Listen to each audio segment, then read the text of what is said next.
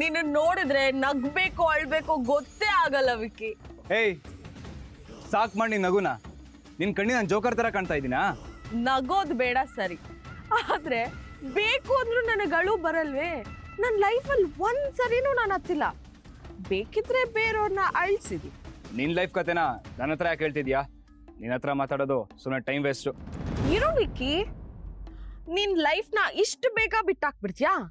ಆ ಆದ್ಯದಿಂದ ನಿನ್ ಎಷ್ಟೆಲ್ಲ ಅವಮಾನ ಆಗಿದೆ ಅದನ್ನೆಲ್ಲ ಮರ್ತು ಬಿಡ್ತೀಯಾ?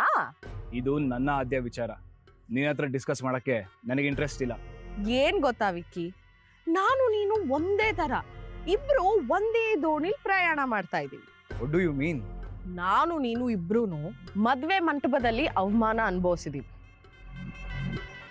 ಅದನ್ನ ಇಷ್ಟು ಬೇಗ ಮರೆಯೋ ಅಂತ ವಿಚಾರನ ನೀನೇ ಹೇಳು. ಅದಕ್ಕೆ ನಾವು ರಿವೆಂಜ್ ತೀರ್ಸ್ಕೊಳ್ಳೇಬೇಕು ತಾನೆ? ಅದರ ನಿನಗೆ ಅನಿಸ್ತಾ ಇಲ್ವಾ?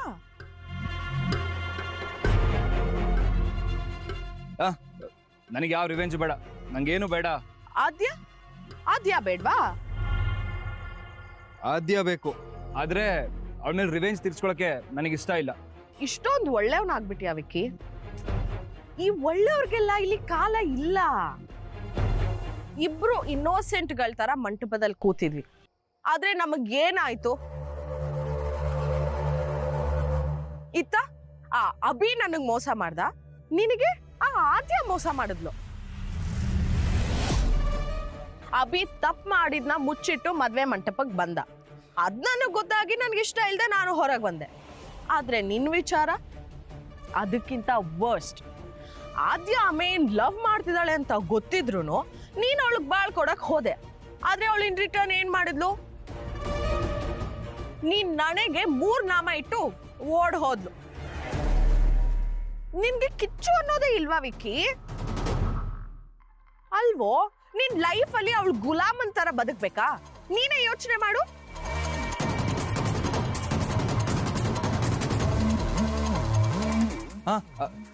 ನನ್ಗೆ ಆದ್ಯ ಬೇಕು. ಅವಳಿಗೋಸ್ಕರ ನಾನು ಏನ್ ಬೇಕಾದ್ರೂ ಮಾಡ್ತೀನಿ. ಇಷ್ಟ ಹೇಳಿದ್ಯಲ್ಲ, ಸಾಕು ಬಿಡು. ನಿನ್ ಫೋನ್ ಓಪನ್ ಮಾಡ್ಕೊಡು. ನನ್ ಫೋನ್ ಯಾಕೆ? ಕೊಡು, ಹೇಳ್ತೀನಿ.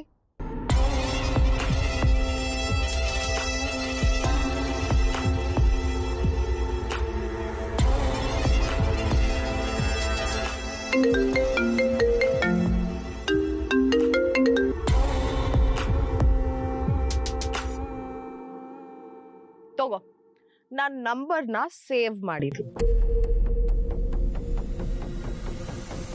ನಿನ್ ನಂಬರ್ ನನಗೆ ಯಾಕೆ ಕೊಟ್ಟೆ?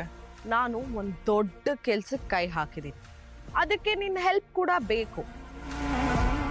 ನೀನ್ ನನಗೆ ಹೆಲ್ಪ್ ಮಾಡಿದ್ರೆ ಆ ಕೆಲ್ಸನ ಈಸಿಯಾಗಿ ಮುಗಿಸ್ಬೋದು. ಇಲ್ಲ ನಿಶಿ, ನನಗೆ ಈ ಬಿಸ್ನೆಸ್ ಮೇಲೆಲ್ಲ ಇಂಟ್ರೆಸ್ಟ್ ಇಲ್ಲ. ಈ ಆಟಕ್ಕೂ ನಾನಿಲ್ಲ, ಆಯ್ತಾ? ಏಯ್, ಮಾತೆತ್ತಿದ್ರೆ ಬರೀ ನಗೋದಷ್ಟೇನ ನಿನಗೆ ಗೊತ್ತಿರೋದು? ಬೇರೆ ಏನೋ ಗೊತ್ತಿಲ್ವಾ? ಗೊತ್ತು, ಆದ್ರೆ ನನ್ನ ಮಾತಿನ ಒಳ ಅರ್ಥನೇ ನಿನಗೆ ಗೊತ್ತಾಗಲ್ವಲ್ಲ, ಅದಕ್ಕೆ ನಗು ಬಂತು.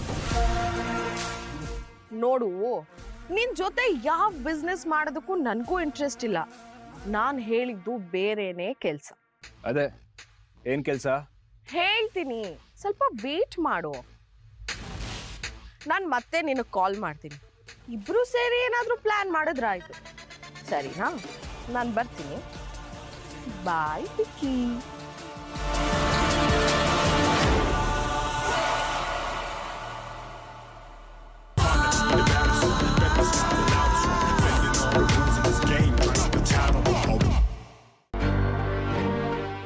ಅಭಿ, ಪ್ಲೀಸ್ ನನ್ನ ಮಾತು ಕೇಳು. ಚಿಕ್ಕ ವಿಷಯನ ದೊಡ್ಡ ವಿಷಯ ಮಾಡೋಕ್ಕೆ ಹೋಗಬೇಡ. ಇವಾಗಲೇ ನಮ್ಮ ದೊಡ್ಡಪ್ಪಂಗೆ ಹೀಗಾಗಿರೋದೆ ಮನೆಯವ್ರು ಯಾರೂ ತಡ್ಕೊಂಡಿಲ್ಲ. ಇನ್ನು ನಮ್ಮ ಕಾಲೇಜ್ ಡೇಸಲ್ಲಿ ಇಂಥ ದೊಡ್ಡ ಘಟನೆ ನಡೆದಿದೆ ಅಂತ ಗೊತ್ತಾದರೆ ನನ್ನ ಮೇಲೆ ನಂಬಿಕೆ ಹೋಗುತ್ತೆ. ಅಭಿ, ಈಗಾಗಲೇ ನನ್ನ ಫ್ಯಾಮಿಲಿಗೆ ಡೌಟ್ ಬಂದಿದೆ ಶ್ರಾವಣಿ. ಆ ವಿಚಾರ ಬಗ್ಗೆ ಯೋಚನೆ ಮಾಡಿದ್ಯಾ? ಮಮತತ್ತೆ ಮೊದಲು ಮದುವೆ ಮಾಡ್ಕೊಂಡಿರೋ ಹುಡುಗಿ ಯಾರು ಅಂತ ಕೇಳಿದ್ರು ಗೊತ್ತಾ? ಇಷ್ಟು ದಿನ ಎಲ್ಲರೂ ಈ ವಿಷಯದಲ್ಲಿ ಸೈಲೆಂಟ್ ಆಗಿದ್ರು. ಈಗ ಇದ್ದಕ್ಕಿದ್ದಂಗೆ ಯಾವ ತಲೆಗೆ ಯಾಕೆ ಹೀಗೆ ಬರುತ್ತೆ? ಅಂದ್ರೆ ಈಗ ಈ ಸತ್ಯ ಹೊರಗೆ ಬರೋ ಸೂಚನೆ ಇದೆ ಅಂತ ತಾನೇ ಅರ್ಥ? ಅವ್ರ ತಲೆಯಲ್ಲಿ ಇಂಥದ್ದೆಲ್ಲ ಬರೋದು ಸಹಜ ಅಲ್ವಾ? ಆಗ ಕೇಳಿದ್ದಾರೆ. ಅಂದ್ರೆ ನಿನ್ನ ಮಾತಿನ ಅರ್ಥ ಅವ್ರು ಇಲ್ಲದೆ ಇರೋದನ್ನೆಲ್ಲ ಕೆದಕ್ತಾ ಇರ್ತಾರೆ. ನೀನು ನಿಶ್ಚಿತರ ಅದೇ ನಿನ್ನ ಮಾತಿನ ಅರ್ಥನಾ? ಅಯ್ಯೋ ನಾನು ಹಾಗೆ ಹೇಳಿಲ್ಲ ಅಭಿ. ಇವತ್ತು ವಿಷಯ ಕೇಳ್ತಾರೆ, ಗೊತ್ತಾಗಿಲ್ಲ ಅಂದರೆ ನಾಳೆ ಸುಮ್ಮನೆ ಆಗ್ತಾರೆ. ಹಾಗಾದ್ರೆ ನಿಶಿ ಸೈಲೆಂಟ್ ಆಗಿರ್ತಾಳಂತ ಯಾವ ಭರವಸೆ ಮೇಲೆ ಹೇಳ್ತೀಯಾ?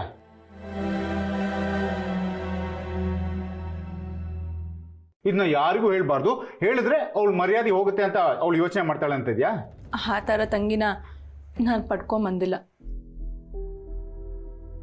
ಅವಳಾದರೂ ನನ್ನ ಪರಿಸ್ಥಿತಿ ಅರ್ಥ ಮಾಡ್ಕೊತಿಲ್ಲ. ಅಟ್ಲೀಸ್ಟ್ ನೀನಾದರೂ ನನ್ನ ಪರಿಸ್ಥಿತಿ ಅರ್ಥ ಮಾಡ್ಕೋ ಅಭಿ. ಎಲ್ಲರನ್ನೂ ನಾನೇ ಅರ್ಥ ಮಾಡ್ಕೊಳ್ಳೋದಾಯ್ತು, ನನ್ನನ್ನು ಯಾರೂ ಅರ್ಥ ಮಾಡ್ಕೋಬೇಡಿ. ಸ್ವಾರ್ಥ ಪ್ರಪಂಚ, ತನಗೇನು ಬೇಕೋ ಅದು ಮಾತ್ರ ಪಡ್ಕೊಳುತ್ತೆ, ಬೇರೆಯವ್ರ ಇಷ್ಟ ಕಷ್ಟ ಏನೂ ಅರ್ಥ ಆಗಲ್ಲ. ನಾನು ಅರ್ಥ ಮಾಡ್ಕೊತೀನಿ ಅಭಿ.